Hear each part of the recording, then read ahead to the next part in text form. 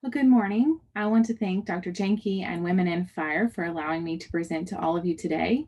I'm Dr. Meredith McQuerry. I'm an assistant professor of textile science at Florida State University, where I'm currently investigating the design, comfort, and mobility issues of personal protective clothing for female structural and wildland firefighters.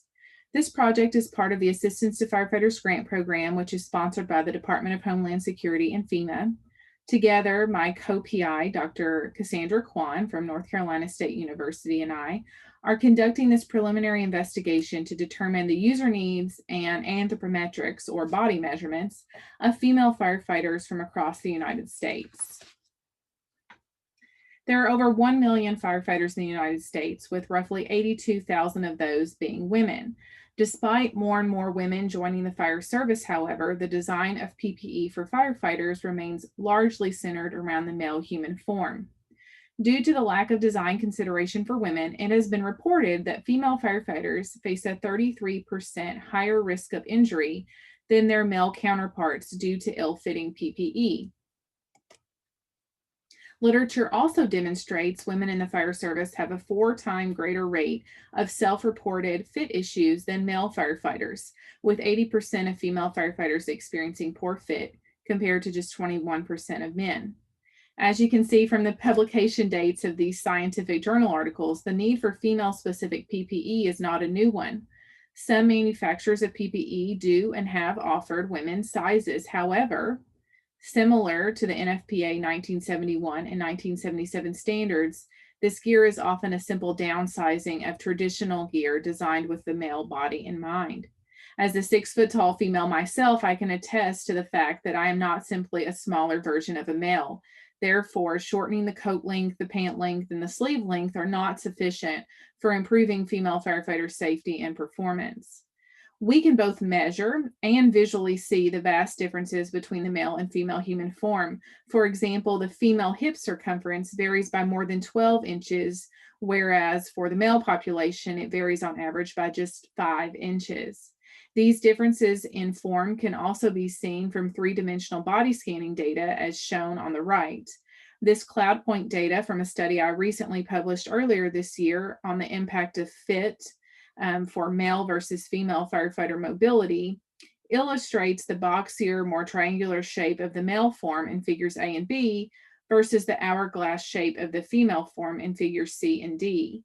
These differences are even detected when wearing a structural turnout suit, which is shown when comparing figures B and D.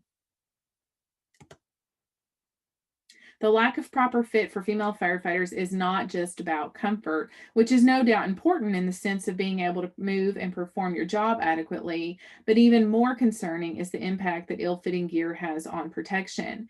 Reports of collars and necklines that are too large, as seen in the photo of the female firefighter on the right here, increase the opportunity for thermal, liquid, and chemical exposure. Therefore, Dr. Kwon and I pursued funding for this project to investigate the root causes of the design issues for female firefighter PPC, such that we can improve the comfort and mobility. Our goal is to address the most critical personal protective clothing needs of the female firefighter population. In order to accomplish this goal, we have split the project up into 4 phases to be completed over the course of 2 years. In year 1, we published a review of the workplace challenges female firefighters face, particularly focusing on their PPE. We completed a database of female-sized gear currently on the market and developed and distributed a nationwide questionnaire, which I'll be sharing with you today. Moving into year 2, we will be conducting face-to-face focus groups and 3-dimensional body scanning, locally, regionally, and nationally at the now 2021 Women in Fire Conference in Spokane, Washington, with, of course, the caveat of COVID restrictions. To ensure our project is a success, we have partnered with some excellent agencies and industry representatives to make sure we are addressing all challenges and barriers for bringing improved female firefighter protective clothing to the market. This includes working with PPE manufacturers to determine the challenges from a design, production, and sales standpoint, and how to break through those barriers. We are working closely with the NFPA Fire Protection Research Foundation, Women in Fire, and IAFF. For the purpose of this short presentation today, I will be presenting the preliminary results of our nationwide questionnaire, focusing on both structural and wildland female firefighter protective clothing. This 77 question survey incorporated split responses for both structural and wildland firefighting applications. As of October 1st, we've received well over 2,000 responses, and at the time of this analysis, 746 fully complete surveys were included in the data set, and data collection is ongoing. Therefore, I do want to note that the results presented here today are preliminary and not final. First and foremost, demographics were collected, starting with gender in order to remove any ineligible responses. Next, age was determined, with the majority of participants being between 30 and 39 years old, but a great representation between 20 and 50. As you see in the figure on the left, ethnicity was also collected, with 86% of participants identifying as white or Caucasian, and the majority of respondents living and working in the southern region of the United States. The majority also had less than 5 years of experience, around 30%, with another almost 30% representing 11 to 20 years of experience. In terms of rank, commitment, and service, 70% were career female firefighters, and closer to 80% indicated they were full-time. 60%, interestingly enough, 60% were structural firefighters, while 39% indicated they performed both structural and wildland firefighting activities. None of the 740 plus participants included in this analysis indicated they perform wildland activities only. When asked their rank in the service, 60% indicated they were firefighters, followed by captains, lieutenants, and fire chiefs. After demographics, the first section of the questionnaire regarding protective clothing was in reference to selection and if sizing was taken into consideration. All participants provided the specific size of their jacket and pants, and that data will be analyzed and used later on in the project. Here we see a very different trend between the two types of service. For structural female firefighters, 76% were measured prior to their gear being selected. Now, this still leaves almost a quarter of female structural participants here with gear that was likely a poor fit from the start, being that their body measurements were never considered. However, wildland female firefighters reported less than 22% were measured prior to their gear being selected. When asked if the sizing of their turnout gear was female specific or sized for women, less than 10% of structural firefighters indicated that that was the case. And for wildland firefighters, this was less than 3%. Participants were then asked if the sizing of their gear was customized. And this was far more prevalent for structural firefighters at 53% versus wildland female firefighters at just 7.5%. There is much work still to be done, as this data shows, for improving the sizing selection of both structural and wildland gear for females in the fire service. However, this is especially true for wildland female firefighters.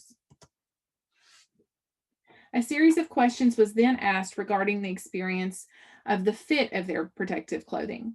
For structural gear, the majority of participants, 32%, indicated their gear fit well. The next most common response was that it fit neither well or poorly.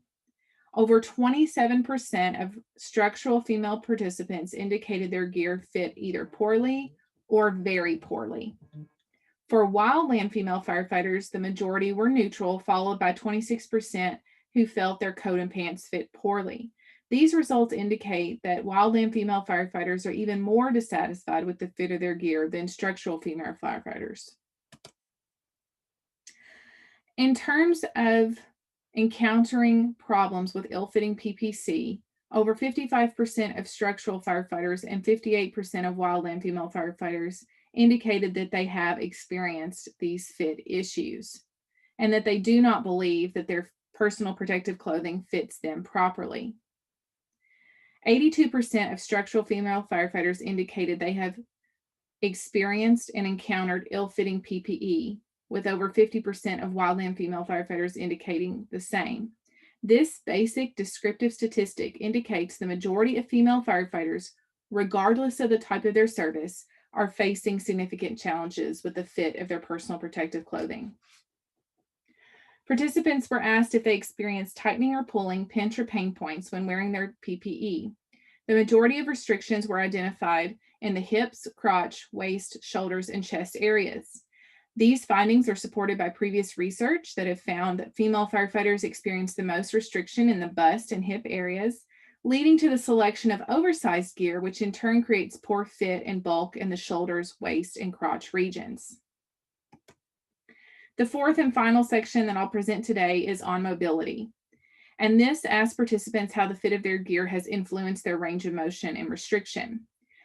Almost 80% of structural female firefighters responded that the improper fit of their turnout suit limits their mobility, with almost 50% of wildland female firefighters indicating the same.